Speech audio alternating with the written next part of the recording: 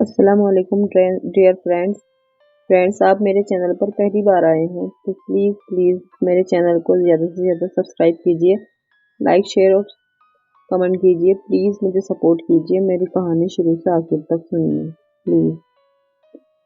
एक बार की बात है, एक राजा था जिसको अपनी सेना पर बहुत गर्व था। वह अपने सिपाहियों पर पैसा भी बहुत खर्च करता था। एक बार उसको यह जानने की इच्छा हुई कि उसके सैनिक वास्तव में कितने बहादुर थे।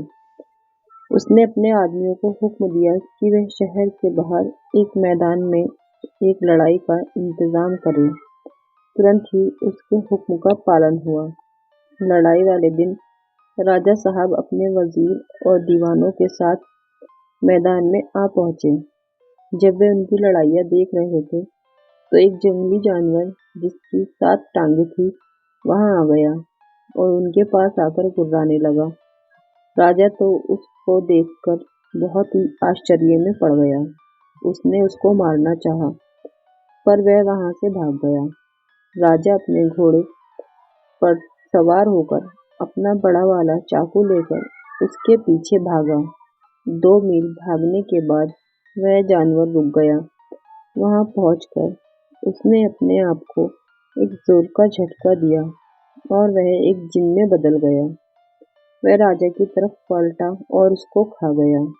वजीर ने बड़ी वफादारी और लगन से राजा की 8 दिन तक खोज की, पर उसको कोई खबर नहीं मिली। उन्होंने उसके बेटे को बुलाया और उसकी जगह उसके बेटे को वहां का राजा बना दिया। एक दिन राजा के बेटे को यह जानने की बहुत जोर की इच्छा हुई कि उसके पिता की मौत कैसे हुई थी। उसने ये बात अपने वजीर से पूछी। वजीर ने उसको सब बातें बता दी थी। तो उससे सारा हाल सुनने के बाद उसने भी उसी जगह एक दूसरा शानदार लड़ाई का मुकाबला रखा जहां उसके पिता ने रखा था। नियत समय पर वह और उसके दरबार के सभी लोग वहां इकट्ठा हुए। उन लोगों को वहां पर आए हुए अभी बहुत देर नहीं हुई थी कि वही 7 टांगों वाला जंगली जानवर वहां आ गया और उन सब पर भयानक रूप से गुर्राता हुआ वहां से चला गया। जब राजा के प्रधानमंत्री ने यह देखा तो वह बहुत जोर से हंस पड़ा। राजा ने उससे पूछा कि वह क्यों हंसा, तो वजीर ने कहा, हुजूर, मैं इसलिए हंसा कि ये वही जानवर है जिसने आपके पिता को हमारे बीच से उठाया था। अच्छा, ऐसा है क्या? तब तो मैं उसको जरूर मारूंगा, क्योंकि मुझे तब तक शांति नहीं मिलेगी जब तक मैं अपने दुश्मन को मार न लूं। ऐसा कहकर वह भी अपने घोड़े पर सवार हुआ और उस जानवर के पीछे भाग लिया। वह जानवर उसको कुछ दूर तक उसी तरह भगाकर ले गया जैसे कि वह उसके पिता को ले गया था। वहां जाकर वह रुक गया, अपने आप को झंझोड़ा और अपने असली रूप में आकर राजा के ऊपर उछला। राजा यह देखकर डर गया और दिल से उसने भगवान से प्रार्थना की कि वह उसको उससे बचाए। भगवान ने उसकी प्रार्थना सुन ली और अपने एक देवदूत को उसके पास भेजा, जो उसको यह बताए कि उसको इस जिन से कैसे बचना है। देवदूत ने कहा, यह जिन सबसे ज्यादा ताकतवर जिन है। अगर इसके शरीर के खून की एक भी बूंद जमीन पर गिर गई और तब तक ये जिंदा है तो उसे तुरंत ही एक और ऐसा ही जिन पैदा हो जाएगा। फिर वह उछलकर तुम्हारे ऊपर कूद पड़ेगा और तुम्हारे शरीर के टुकड़े टुकड़े कर देगा। मगर तुम डरो नहीं। लो, तुम यह 2 फल वाला तीर लो और इससे इस जिन की दोनों आंखें फोड़ दो। इससे ये नीचे गिर जाएगा और मर जाएगा। इस तरह से वह देवदूत उसको वो 2 फल वाला तीर देकर वहां से गायब हो गया। तीर से लैस होकर राजा आगे बढ़ा। वह उस जिन से करीब 10 मिनट तक लड़ा। आखिर में उसने अपना वह दोहरे फल का तीर उसकी आंखों में मार दिया, जिससे वह मर गया। जब राजा ने पक्का कर दिया कि उसका दुश्मन मर गया है, तो उसने अपनी तलवार निकाली और उसका सिर काट लिया। उसको उसने अपने एक तीर की नोक पर रखा और वापस महल की ओर चल दिया। वहां जाकर उसने उसको अपने महल के 12,000 कमरों में से एक कमरे में रख दिया। उसने उस कमरे का ताला लगाया और उस कमरे की चाबी अपनी माँ को देकर उससे कहा कि वह उस कमरे का दरवाजा किसी की भी हालत में न खोले। पर क्योंकि उसने अपनी माँ को ये नहीं बताया था कि उसने उस कमरे में इतनी सावधानी से क्या चीज बंद कर रखी थी, उसकी माँ ने सोचा कि शायद उस कमरे में कोई खास खजाना बंद होगा। ये सोचकर उसके मन में उसको देखने की इच्छा हो गई। सो एक दिन वह उस कमरे की तरफ गई और उसने उसका दरवाजा खोल दिया। उसको उस दरवाजे में कुछ दिखाई ही नहीं दिया, क्योंकि उसके बेटे ने उस जिन का सिर एक कोने में फेंक दिया था। हाँ, उसको एक हंसी की आवाज जरूर सुनाई दी और फिर ये शब्द, तेरा बेटा एक जिन है, उससे बचकर रहना। वह एक जिन है, किसी समय वह तुझे भी मार देगा, जैसे उसने मुझे यानी तेरे पति को मारा है। अगर तू जिंदा रहना चाहती है तो तू उसको महल के बाहर निकाल दे। राजा की माँ ने पूछा, अरे ये आवाज कहाँ से आ रही है और तुम ये क्या कह रहे हो? वही आवाज फिर बोली, तू झूठ मूठ बीमार बनने का बहाना कर और अपने ठीक होने के लिए उससे मादा चीते का दूध मंगवा। उससे कह कि वह ये काम करने के लिए खुद वहां जाए और उसको लेकर आए।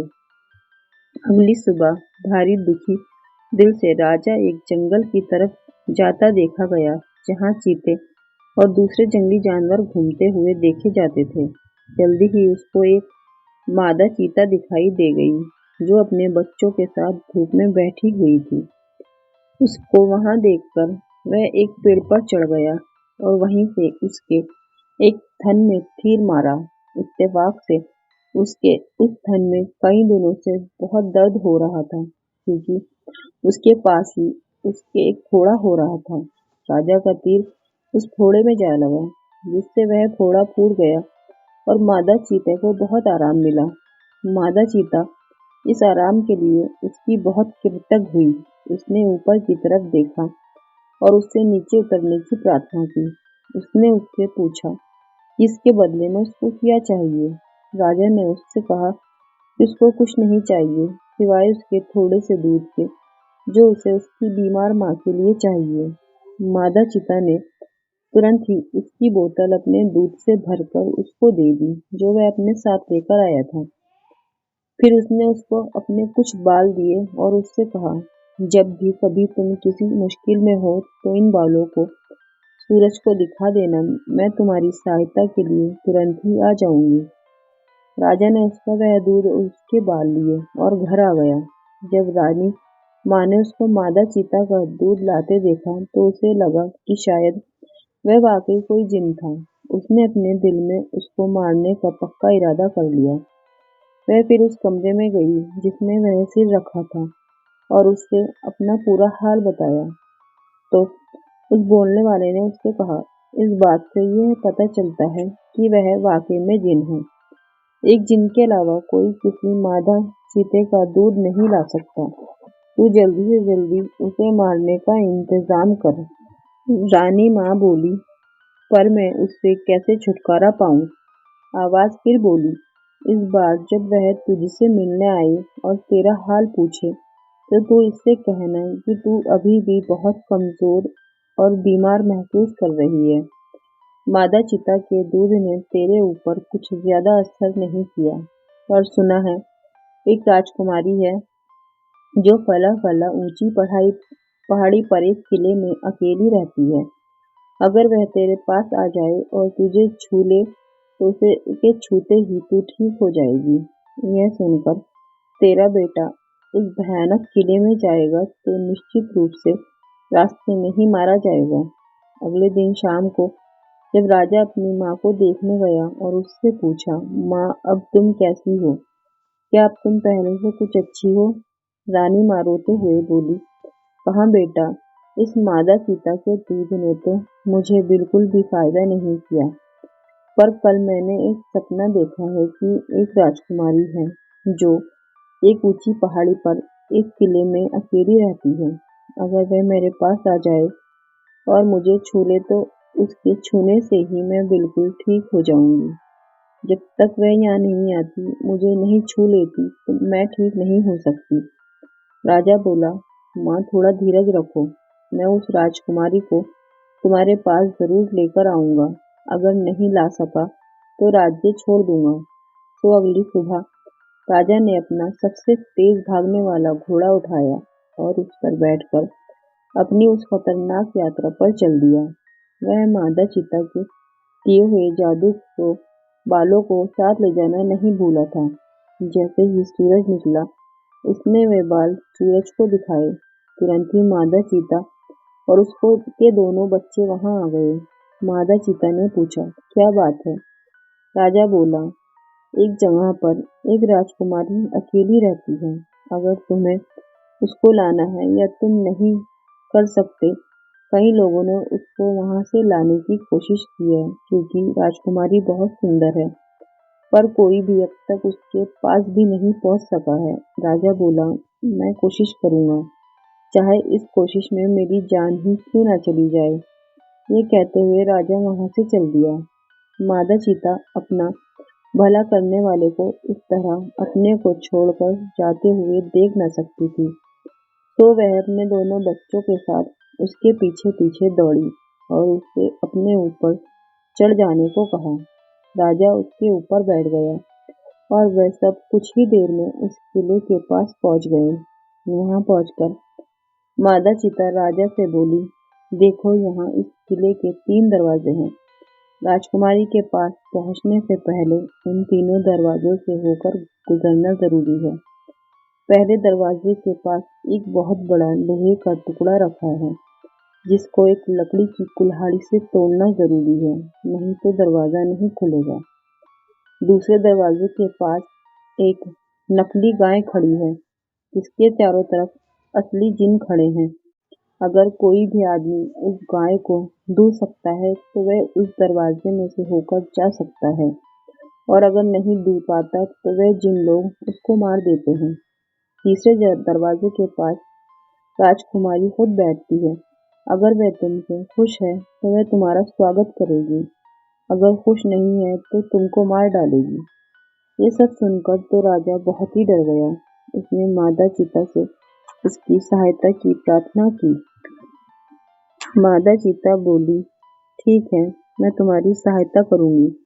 मेरे पास एक जादू है, जिसकी सहायता से मैं उस लोहे के टुकड़े में घुस जाऊंगी, और जब तुम उसको अपनी लकड़ी की कुल्हाड़ी से तोड़ोगे तो मैं उसको 2 टुकड़ों में तोड़ दूंगी। चौकीदार सोचेगा कि तुमने वह लोहे का दरवाजा तोड़ा है और वह तुमको पहले दरवाजे से अंदर जाने देगा। तभी माता चीता के दोनों बच्चों में से एक बच्चा बोला, और मैं उस गाय की मूर्ति में घुस जाऊंगा और उसको दूध देने पर मजबूर कर दूंगा। उसके पास खड़े जिनों को जब तुम दूध रहे होंगे तो उनको तुमसे दूर रखने में सहायता करूंगा। इस तरह से तुम दूसरे दरवाजे से होकर निकल जाओगे। इसके बाद माता गीता के दूसरे बच्चे ने कहा, और मैं राजकुमारी की आंखों में अपना जादू डाल दूंगा, जिससे वह तुम्हारी तरफ देखेगी तो तुम उसको सूरज की तरह से चमकीला पाओगे। तो वह तुमको देखते ही अपना तीसरा दरवाजा खोल देगी और फिर तुम जो चाहोगे वह वही करेगी। तो उन तीनों ने अपने अपने वायदे की वफादारी से निभाए। इस तरह से राजा तीसरे दरवाजे के पास पहुंच गया। राजकुमारी ने जैसे ही उसको देखा तो उसकी बहादुरी और सुंदरता से बहुत प्रभावित हुई। उसने राजा से अपने साथ शादी करने के लिए कहा। मादा चीता और उसके दोनों बच्चे अपनी मांद में लौट गए। कुछ दिन बाद ही राजा राजकुमारी को लेकर राजमहल पहुंचा और जाकर माँ से बोला, माँ, उस जगह को जाने वाला रास्ता बहुत खतरनाक था।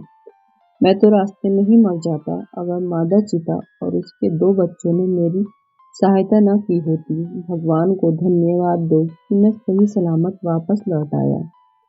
कुछ देर और बात करने के बाद उसने माँ को जिन के सिर के बारे में बताया कि वह उसके सामने सबसे पहले कैसे एक 7 टांग वाले जानवर के रूप में प्रकट हुआ था, फिर कैसे वह उसको एक जगह भगाकर ले गया था, जहाँ जाकर वह अपने असली रूप में बदल गया था, एक बहुत बड़े भयानक जिन के रूप में। वह उस पर कूदने को ही था कि उसको मारकर खाने ही वाला था, जैसे कि उसने उसके पिता के साथ किया था। तभी भगवान के भेजे हुए दूत ने उसको बचा लिया। उसकी माँ तो ये सुनकर ताज्जुब में पड़ गई। वह बोली, बेटे, तब तो मुझे धोखा दिया गया था। उस दिन की शाम को जब तुमने मुझसे महल की चाबियां मांगी थी, तब मैं उसके कई कमरों को देखने गई थी। तब मैं एक ऐसे कमरे में के दरवाजे पर आई जिससे मुझे हंसी की आवाज सुनाई दी। मैंने सोचा कि देखूं तो इसमें कौन हंस रहा है। तो मैंने उसका ताला खोला और अंदर गई तो मुझे एक आवाज आई, ध्यान देकर सुन, तेरा बेटा एक जिन है जो तुझे खा जाना चाहता है। मैं तेरे पति का सिर हूँ। उसने मुझे मारा तो तू उसे मार दे, नहीं तो वह तुझे भी मार देगा। मेरे बेटे, मैंने उसकी बातों पर विश्वास कर लिया और उसी की सलाह पर मैंने इस आशा में तुझे मादा चीते का दूध लाने भेजा था कि वह तुझे मार देगी। पर जब तू मादा चीता से बचकर आ गया तो मैंने उसी सिर की सलाह पर राजकुमारी को लाने भेजा। मैं जानती थी कि वहाँ का रास्ता खतरों से भरा है, फिर भी पर भगवान ने तेरा साथ दिया। उसी ने तुझे अपना देवदूत तेरे पास भेजकर तुझे रास्ता दिखाया और उसी मादा चीता के रूप में तेरी सहायता की। उस भगवान को लाख लाख धन्यवाद, कहकर उसने अपने बेटे को गले से लगा लिया और बहुत देर तक बहुत जोर जोर रोती रही। इन घटनाओं के कुछ दिन बाद ही राजा और राजकुमारी की शादी हो गई और सब लोग शांति से बहुत दिनों तक खुशहाली से जिंदगी गुजारने लगे।